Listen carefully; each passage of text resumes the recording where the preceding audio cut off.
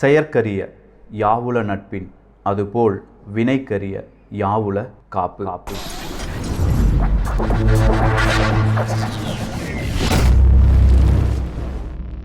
1984 October 13 ஏஞ்சி சமோதா அப்படிங்கிறவங்க. இந்த ஏஞ்சி சமோதாவுக்கு 20 வயசு தான். டெக்சாஸில் டாலஸ் அப்படிங்கிற ஒரு இடத்துல படிச்சுட்டு இருக்காங்க. இன்ஜினியரிங் படிச்சுட்டு இருக்காங்க. படிக்கிறது மட்டும் கிடையாது, சோஷியலைசிங், எல்லாருக்கூடையும் சுலபமாக பழகுவது, அவங்க கூட பார்ட்டி பண்ணுவது, இது இந்த ஏஞ்சிக்கு ரொம்ப பிடிக்கும். அதே மாதிரி தான் அக்டோபர் 13, 1984 ஏஞ்சி சமோதாவும் அவங்களுடைய 2 நண்பர்களும் வெளியில் போகிறதுக்கு பிளான் பண்ணுறாங்க. அந்த 2 நண்பர்களில் ஒரு தோழியின் பெயர் ஆனா கடேலா அப்படிங்கிறதும் இன்னொரு தோழனின் பெயர் ரசல் அப்படிங்கிறதும் தான். இந்த ஏஞ்சி சமோதாவுக்கு காதலன் ஒருத்தர் இருக்கார். அவருடைய பெயர் பென் மெக்கால் அப்படிங்கிறது தான். பென் மெக்கால்கிட்ட இன்றைக்கி நைட்டு வெளியில் போகலாமா அப்படின்னு கேட்கும்போது பென் மெக்கால் சொல்கிறாரு, இதை கொஞ்சம் முன்னாடி சொல்லியிருக்கக்கூடாதா, எனக்கு வேறு வேலை இருக்குது அப்படின்னு சொன்னனால பென் மெக்காலால் இவங்க கூட நைட் டைம் பார்ட்டியில் வர முடியல. ஸோ ஏஞ்சி, ஆனா மற்றும் ரசல் இந்த 3 பேரும் ஏஞ்சியினுடைய கார் எடுத்துகிட்டு ஒரு நைட் ஸ்பாட்டுக்கு போகிறாங்க. அங்கங்கே சுற்றி திரியிறாங்க. இன்றைக்கி நைட்டு ஃபுல்லாக நம்ம இப்படியே தான் இருக்கணும் அப்படின்னு சொல்லி நினைக்கிறாங்க. ஒரு கட்டத்தில் ரியோ ரூம் அப்படின்னு சொல்லக்கூடிய பர்டிகுலராக மெம்பர்ஷிப் மட்டும் இருக்கக்கூடிய நபர்கள் வந்து இருக்கக்கூடிய அந்த ஒரு கிளப்புக்கு போகிறாங்க. அங்கே போய் ஒவ்வொரு டேபிளாக இந்த ஏஞ்சி அப்படிங்கிறவங்க எல்லாருக்கூடையும் சகஜமாக பேசுகிறாங்க. ஏன்னா எல்லாரையுமே இந்த ஏஞ்சிக்கு தெரிஞ்சிருக்கு. ஸோ ரசல், ஆனா இதை பார்த்துக்கிட்டே இருக்காங்க. 1 மணி ஆயிடுச்சு. இனியும் இங்கே இருந்தால் சரிப்பட்டு வராது அப்படின்னு சொல்லி 3 பேரும் நினைக்கிறாங்க. ஸோ ஆனா, ரசல், ஏஞ்சி 3 பேரும் ஏஞ்சியினுடைய காரில் ஏறி ரசல் சொல்கிறாரு, என்னுடைய வீட்டில் ட்ராப் பண்ணிடுங்க. ஸோ ஏஞ்சியும் ஆனாவும் ரசலினுடைய அப்பார்ட்மெண்ட்டில் ரசலை ட்ராப் பண்ணுறாங்க. ஆனாவை பொறுத்த வரைக்கும் ஏஞ்சி கூடயே இன்றைக்கி ஸ்லீப் ஓவர், அதாவது ஏஞ்சியினுடைய அப்பார்ட்மெண்ட்லேயே படுத்து தூங்கலாம் அப்படிங்கிறது தான் ஆனாவினுடைய திட்டமாக இருந்துச்சு. ஆனால் ஏஞ்சிக்கு நாளைக்கு காலையில் இன்னொரு ப்ரோக்ராம் இருக்குது. அந்த ப்ரோக்ராம் என்ன அப்படின்னு கேட்டிங்கன்னா ஒரு ஃபுட்பால் கேமை பார்க்க போகிறது தான். ஸோ ஆனா நினைக்கிறாங்க, நாளைக்கு காலையிலேயே ஏஞ்சி எந்திரிச்சிருவாங்க. அப்படி எந்திரிச்ச உடனே நம்மளையும் எழுப்பி விட்டுருவாங்க. அப்படின்னா இன்றைக்கி ஏஞ்சி வீட்டுக்கு போக வேண்டாம், நம்ம வீட்டுக்கே போயிடலாம் அப்படின்னு சொல்லி ஏஞ்சிட்ட ஆனாவும் சொல்கிறாங்க, என்னுடைய அப்பார்ட்மெண்ட்டில் ட்ராப் பண்ணிருந்தேன். ஸோ ஆனாவையும் அவங்களுடைய அப்பார்ட்மெண்ட்டில் ட்ராப் பண்ணிவிட்டு ஏஞ்சி கரெக்டாக பென் மெக்கால் அப்படின்னு சொல்கிற அவனுடைய காதலனுடைய அப்பார்ட்மெண்ட்டுக்கு முன்னாடி காரை நிப்பாட்டுறாங்க. காரை நிப்பாட்டி ஒரு குட் நைட் சொல்லலாமே அப்படின்னு நினைக்கும்போது காலையில் பார்த்துக்கலாம் அப்படின்னு சொல்லி கார் நேராக ஏஞ்சியினுடைய அப்பார்ட்மெண்ட் நோக்கி செல்கிறது. கொஞ்சம் நேரத்திலேயே கரெக்டாக ஒரு 1:40 இல்லாட்டி 2 மணி நேரத்தில் பென் மெக்கால் அப்படிங்கிற ஏஞ்சியினுடைய காதலனுக்கு ஒரு அழைப்பு வருது. அவங்களுடைய லேண்ட்லைன் ரொம்ப பெரிய அளவில் சப்தம் கொடுக்குது. தூக்கத்தில் எந்திரிச்ச பென் அவர்கள் எடுத்து பேசுகிறாங்க. அந்த பக்கம் ஏஞ்சி அவர்கள் பேசுகிறாங்க. என்கிட்ட பேசு அப்படின்னு சொல்லி பரபரப்பாக ஏதோ விதமான பதட்டத்துடன் ஏஞ்சி பேசுகிறாங்க. பென்னுக்கு ஒன்றுமே புரியலை. அந்த ஏஞ்சி கேட்குறாங்க, கிட்ட ஏதாவது லேண்ட்லைன் ஆஃபீஸ் ஏதாவது இருக்கா, எஸ்டிடி பூத் ஏதாவது இருக்கா, இங்கே ஒருத்தன் வந்து எனக்கு ஃபோன் வேணும்னு சொல்லி கேட்டான், அவனை நான் உள்ளே விட்டுருக்கக்கூடாது, அவன் பாத்ரூமும் யூஸ் பண்ணணும்னு கேட்டான், இப்போ உள்ளே வந்து பெரிய பிரச்சனை பண்ணிகிட்டு இருக்கான், இங்கே ஏதாவது ஃபோன் பூத் இருக்கா அப்படின்னு சொல்லி கேட்குறாங்க. அப்போ பென் அவர்கள், ஆமாம் உன்னுடைய அப்பார்ட்மெண்ட்டுக்கு ரைட் சைடில் ஒரு ஃபோன் பூத் இருக்குது, அங்கே போக சொல்லுன்னு சொன்ன உடனே சரி நான் மறுபடியும் நீ கால் பண்ணுறேன் அப்படின்னு சொல்லி ஏஞ்சி சொல்லிட்டு வச்சுட்டாங்க. பென் அவர்களுக்கு ஒன்றுமே புரியலை. யார் அவன், யாராக இருக்கும், ஏன் பதட்டமாக பேசுகிறா? ஸோ 5 நிமிஷம் கூட அவனால் பெட்டில் படுக்க முடியலை. ஏன்னா 2 மணி ஆயிடுச்சு. எந்திரிச்சு அடுத்த 5 நிமிஷத்தில் எந்திரிச்சு ஏஞ்சிக்கு கால் பண்ணுறாங்க. ஏஞ்சியினுடைய லேண்ட்லைன் ரிங் அடிக்குது. யாருமே எடுக்கலை. ஏதோ விதமான பதட்டம் இப்போ பென் அவர்களுக்கும் வந்துடுச்சு. என்ன ஆயிருக்கும் ஏஞ்சிக்கு? சடனாக பெட்டை விட்டு எந்திரிக்கிறார் பென். அவருடைய டிஷர்ட், பேண்ட் எல்லாமே போட்டுட்டு அவருடைய காரை ஸ்டார்ட் பண்ணுறார். அப்படி ஸ்டார்ட் பண்ணும்போது எல்லாமே அவருடைய ஓனர் அவருக்கு ஒரு செல்ஃபோன் கொடுத்துருக்காரு. அதுலேருந்து ஏஞ்சியினுடைய அந்த நம்பருக்கு கால் பண்ணி பார்த்துட்டே இருக்கார். வண்டி ஏஞ்சியினுடைய அப்பார்ட்மெண்ட்டுக்கு முன்னாடி நிற்கிது. ஹெட்லைட் கூட ஆஃப் பண்ணலை. இந்த பென் அவர்கள் விரைகிறார். அப்படி விரையும் போது என்ன நடந்திருக்கும், இதை தான் இந்த ஒரு பதிவில் பார்க்க போகிறோம். அன்பு தமிழஞ்சங்களுக்கு தமிழ் பொக்கிஷத்தின் வணக்கங்கள்.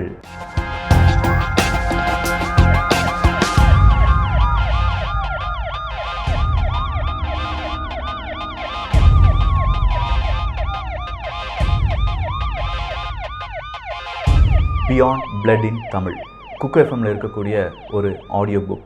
இந்த பியாண்ட் பிளட் இன் தமிழ் அப்படின்னு சொல்கிற இந்த ஆடியோ புக்கில் பலதரப்பட்ட கொள்ளைகள் எப்படி நடந்திருக்கும், ஏன் நடந்திருக்கும் அப்படின்னு சொல்கிற பல கோல்ட் கேசஸ் அப்படிங்கிறத டிஸ்கஸ் பண்ணியிருக்காங்க. குக் எஃப்எம்மை டவுன்லோட் பண்ணுங்கள். டிபிஎம் 50 அப்படிங்கிற கோடை யூஸ் பண்ணினீங்கன்னா வருடத்திற்கு 399 ரூபா கொடுக்க வேண்டாம். 199 ரூபாய்க்கு குக் எஃப்எம்மில் இருக்கக்கூடிய தமிழ் ஆடியோ புக்ஸ், இன்னும் பல ஆடியோ புக்ஸ் சம்மரி எல்லாமே நீங்கள் கேட்கலாம். ஸோ டவுன்லோட் பண்ண வேண்டிய லிங்க் எல்லாமே டிஸ்கிரிப்ஷனில் கொடுத்துருக்கேன். குக் எஃப்எம்மை டவுன்லோட் பண்ணுங்கள். டிபிஎம் 50 அப்படிங்கிற கோடை யூஸ் பண்ணிக்கோங்க. இப்போ பென் அவர்கள் ஏஞ்சியுடைய அப்பார்ட்மெண்ட்டுக்கு முன்னாடி வந்து நிற்கிறார். கதவை தட்டுறார். ரொம்ப ஸ்ட்ராங்காக தட்டுறார். ஏஞ்சி அப்படின்னு சொல்லி தட்டுறார். அவங்களுடைய காலிங் பெல்லாம் அடித்து பார்த்து யாருமே திறக்கலை. திடீர்னு பென் அவர்களுக்கு ஒரு யோசனை. ஆமாம்ல, ஒரு ஃபோன் பூத் இருக்குன்னு சொன்னோம்ல, அங்கேயும் பார்க்கக்கூடாது அப்படின்னு சொல்லி கீழே போகிறார் மனுஷன். 3 ஸ்டெப்பாக டப்புன்னு கீழே இறங்கி போகிறார். அங்கே போய் அந்த ஃபோன் பூத்தை பார்க்கும்போது யாருமே இல்லை. கூடவே அங்கே ஒரு செக்யூரிட்டி ஆஃபீஸர் இருக்கார். அந்த செக்யூரிட்டி ஆஃபீஸர்கிட்ட கேட்கும்போது, இல்லைப்பா யாருமே வரலையே அப்படின்னு சொன்னோன்னே மறுபடியும் படபடப்பாக அங்கே மேலே ஏறி போகிறார். ஏஞ்சினோட ரூம் இப்போதும் தட்டப்படுகிறது. யாருமே திறக்கலை. வேறு வழி இல்லை, நேராக போலீஸ் ஆஃபீஸர்ஸ்க்கு கூப்பிட வேண்டியதான் அப்படின்னு சொல்லி அவருடைய செல்ஃபோன்லேருந்து அங்கே இருக்கக்கூடிய காவல் நிலையத்துக்கு கூப்பிடுறாரு. காவல் நிலையத்திலேருந்து இவங்களுக்கு ஒரு ரிப்ளை கிடைக்குது. சீக்கிரமாக 2 ஆஃபீஸர்ஸ் வருவாங்க அப்படிங்கிறது தான். கென் மற்றும் ஜெனிஸ் அப்படிங்கிற 2 ஆஃபீஸர்ஸ் இப்போ இந்த ஏஞ்சினுடைய அப்பார்ட்மெண்ட்டுக்கு முன்னாடி நிற்கிறாங்க. கென் அவர்கள் சொல்கிறாங்க, இந்த பெண்ணை பார்த்து நீ இங்கே உட்காரு அப்படின்னு சொன்னோன்னே அந்த அப்பார்ட்மெண்ட்டுடைய மேனேஜரை பார்த்து இன்னொரு சாவி அப்படிங்கிறது வாங்கப்படுது. இப்போது ஏஞ்சியினுடைய அறையை திறக்கிறார் கென் அவர்கள். கென் அவர்கள் திறக்க ஜானிஸ் அப்படிங்கிற அவங்களுடைய சக காவல்துறை அதிகாரியும் அவங்க கூடயே போகிறாங்க. கென் அவர்கள் லைட் ஆன் பண்ணுறாரு. பெட்டை பார்க்குறாரு. அதிர்ச்சி. ஏஞ்சி அப்படிங்கிற அந்த பெண் நிர்வாணமாக பாதி கால் வெளியில் இருக்கிற மாதிரி படுக்க வைக்கப்பட்டிருக்கிறாள். 18 முறை அவருடைய உடலில் கத்தி குத்து அப்படிங்கிறது இருக்குது. ஸோ இவளை கொலை பண்ணியிருக்காங்க. கொலை பண்ணுறதுக்கு முன்னாடி ரேப் பண்ணியிருக்காங்க. யாராக இருக்கும்? இன்வெஸ்டிகேஷனை ஸ்டார்ட் பண்ண ஆரம்பிக்கிறாங்க. அதுக்கு முன்னாடி இவளுடைய உடம்பை என்ன செய்யணும்? பரிசோதனை செய்யணும். அப்படி பரிசோதனை செய்யும்போது தான் டாக்டர்ஸ்க்கு எல்லாமே கையெல்லாம் நடுங்க ஆரம்பிக்குது. இந்த 18 கத்தி குத்துகளும் அவளுடைய லங்ஸை வர பாதிச்சிருக்கு. அதில் 8 கத்தி குத்துகள் அவளுடைய ஹார்ட்டை அப்படியே போய் தாக்கியிருக்கு. அவளுடைய கழுத்தில் குத்தப்பட்ட கத்தி அவளுடைய தண்டுவடத்தையும் பாதிச்சிருக்கு அப்படின்னு சொல்கிறத கேட்கும்போதே எல்லாருக்குமே நடுக்கம் வருது. ஸோ முதல் தியரி அப்படிங்கிறத இந்த இன்வெஸ்டிகேஷன் ஆஃபீஸர்ஸ் சொல்கிறாங்க. முதல் தியரியை பொறுத்த வரைக்கும் பென் எப்போது வந்து இந்த ஏஞ்சியினுடைய அப்பார்ட்மெண்ட் கதவை தட்டுனாரோ அப்போதும் கொலையாளி உள்ளே தான் இருந்திருக்கான். ஸோ ஏஞ்சி அவர்கள் கத்தாமல் இருப்பதற்காக ஏஞ்சியினுடைய கழுத்தை குத்தியிருக்கான். மறுபடியும் அவளுடைய கை அசைவுகள்லாம் இருந்ததுனால மறுபடியும் குத்தியிருக்கான். அப்படி குத்துறதுக்கு முன்னாடியே அவளை ரேப் பண்ண ட்ரை பண்ணியிருக்கான். இதுதான் முதல் தியரி. இப்போ இது யாராக இருக்கும் அப்படிங்கிற இந்த ஒரு விசாரணையில் 3 நபர்களுடைய பெயர் அடிபடுது. ஒன்று பென், இன்னொன்று அவருடைய முன்னாள் காதலன் அப்படின்னு சொல்லி அறியப்படுற லான்ஸ் ஜான்சன், அடுத்ததா ஜோசப் அப்படிங்கிற இன்னொருத்தர். இந்த பென் அவர்கள் இப்போதைய காதலன். ஸோ பென் அவர்கள் குத்தியிருப்பாரா, கொலை பண்ணியிருப்பாரா அப்படின்னு சொல்லி பார்க்கும்போது ஏஞ்சியை பாலியல் வன்புணர்வு செஞ்சுருக்காங்க அப்படின்னு சொல்லி பார்த்தோம்ல. ஸோ அதிலிருந்து அந்த செமன் அப்படிங்கிறது கலெக்ட் செய்யப்பட்டது. அதில் இருக்கக்கூடிய பிளட் குரூப்பும் இந்த பென் அவர்களுடைய பிளட் குரூப்பும் ஒன்றா அப்படின்னு சொல்லி செக் பண்ணுறாங்க. இல்லை. ஸோ பென் அப்படிங்கிறவங்க கொலை செய்யலை அப்படிங்கிறத உறுதிப்படுத்துகிறாங்க. அடுத்ததாக இந்த லான்ஸ் ஜான்சன் அப்படிங்கிறவர். லான்ஸ் ஜான்சன் ஒரு கட்டத்தில் ஏஞ்சியை காதலிப்பதாக கூறிய நபர். ஆனால் லான்ஸ் ஜான்சன் அன்றைய தினம் அங்கே இல்லவே இல்லை. அவருடைய பிளட் குரூப்பும் அவளுடைய உடம்பிலிருந்து எடுக்கப்பட்ட பிளட் குரூப்பும் ஒன்று கிடையாது. அதே மாதிரி ஜோசப் பேட்ரிக் அப்படிங்கிறவரும் இந்த வழக்கிலிருந்து விசாரணையிலிருந்து விடுவிக்கப்படுகிறார்கள். அடுத்த டவுட் போலீஸ் ஆஃபீஸர்கிட்ட இருக்கிறது ரசல் தான். ரசல், ஆனா, ஏஞ்சி இந்த 3 பேரும் தான் நைட் அவுட்டுக்கு போனாங்க. ஸோ ரசலனுடைய பிளட் குரூப் இல்லாட்டி ரசல் எப்படிப்பட்டவர் அப்படிங்கிறத விசாரிக்கிறாங்க. சொல்லப்போனால் ஏஞ்சியினுடைய உடலிலிருந்து எடுக்கப்பட்ட விந்துவில் நான் செக்ரேட்டர் அப்படிங்கிற ஒரு அடையாளம் கொடுக்கப்பட்டிருக்கிறது. நான் செக்ரேட்டர்னால் அந்த விந்துவில் பிளட் அப்படிங்கிறது அதிகமாக இருக்காது. ஸோ அதே ஒரு நிலைமையில் இருக்கக்கூடியவர் தான் ரசல். ரசல் மீது எல்லா டவுட்டும் திரும்புது. போலீஸ் ஆஃபீஸர்ஸ் கண்டிப்பாக ரசல் தான் இந்த குற்றத்தை செஞ்சுருக்கணும் அப்படின்னு சொல்லி 2வது தியரியை சொல்கிறாங்க. ஆனா, ஏஞ்சியினுடைய தோழி அவளுடைய அப்பார்ட்மெண்ட்டுக்கே வந்த உடனே ரசலை கூப்பிட்டு சொல்லியிருக்கலாம்.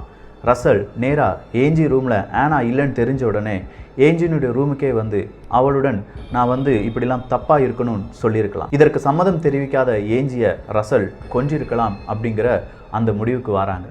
ஆனால் இதில் இன்னொரு ட்விஸ்ட் இருக்குது. ஏஞ்சி சாகிறதுக்கு முன்னாடி பென் அவர்களை கூப்பிட்டுருந்தாங்க. அப்படி கூப்பிடும்போது ஒரு மனுஷன் என் அப்பார்ட்மெண்ட்டுக்கு வந்திருக்கான், அவன் என்னுடைய பாத்ரூமை யூஸ் பண்ணணும்னு கேட்டான், என்னுடைய ஃபோனை யூஸ் பண்ணணும்னு கேட்டான் அப்படின்னு தான் சொன்னாங்களே தவிர அதில் ரசல் அப்படிங்கிற பெயர் இல்லை. ரசல் அப்படிங்கிற இந்த நண்பனை பென்னுக்கும் தெரியும், ஏஞ்சிக்கும் தெரியும். ஸோ ஏஞ்சி ரசல் வந்திருக்கான்னு சொல்லியிருக்கணுமே தவிர ஒரு நபர் அப்படிங்கிற அந்த வார்த்தையை சொல்லியிருக்கக்கூடாது. So Russell அப்படிங்கிறவரும் விடுவிக்கப்படுகிறார். சொல்லப்போனால் 6 மாதம் ரசலை சுற்றி பலவிதமான இன்வெஸ்டிகேஷன் நடந்தது.